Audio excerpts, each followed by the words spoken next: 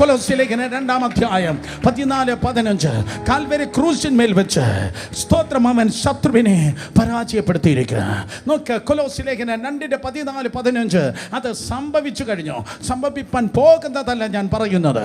അതിക്രമങ്ങളിലൊക്കെയും നമ്മുടെ ക്ഷമിച്ച ചട്ടങ്ങളിൽ നമുക്ക് വിരോധവും പ്രതികൂലമായിരുന്ന കയ്യെഴുത്തു പ്രതികളെ മായ്ച്ചു കളഞ്ഞ്, നിനക്ക് പ്രതികൂലമായി എഴുതിയ കയ്യെഴുത്തു പ്രതികളെ, സകല പ്രതികൂലങ്ങളെ നിനക്ക് എഴുതി പിടിപ്പിച്ചിരിക്കുന്ന സകലതിന്, അത് വക്കീൽ എഴുതിയതാണെങ്കിലും, അത് മന്ത്രവാദം ചെയ്ത് എഴുതിയതാണെങ്കിലും, അത് തകിടിൽ എഴുതിയതാണെങ്കിലും, അത് ജാതകത്തിൽ എഴുതിയതാണെങ്കിലും, അത് പെന്തിക്കോസിന്റെ മഞ്ഞപത്രത്തിൽ എഴുതിയതാണെങ്കിലും, നിനക്കെഴുതിയേ എതിരെ എഴുതിയത് സകലതിനെ ക്രൂശിന്മേൽ വെച്ച് കർത്താവ് മായ്ച്ചു കളഞ്ഞ്, ക്രൂശിൽ തറച്ച് നടുവിൽ നിന്ന് നീക്കിക്കളഞ്ഞു. 15-ാം വാക്യം, വാഴ്ചകളെ, അധികാരങ്ങളെ, ആയുധവർഗം വൈപ്പിച്ച് ക്രൂശിൽ അവരുടെ മേൽ ജയോത്സവം കൊണ്ടാടി അവരെ പരസ്യമായ കാഴ്ചയാക്കി.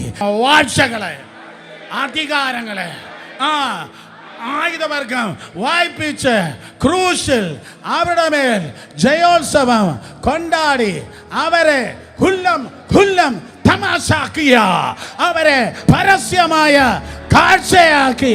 ഹുല്ലം തമാശാക്കിയ, അവരെ പരസ്യമായി തമാശയാക്കി. നിനക്ക് ഇനി ഒരിക്കലും പരസ്യ കോലം ആകാൻ കഴിയത്തില്ല.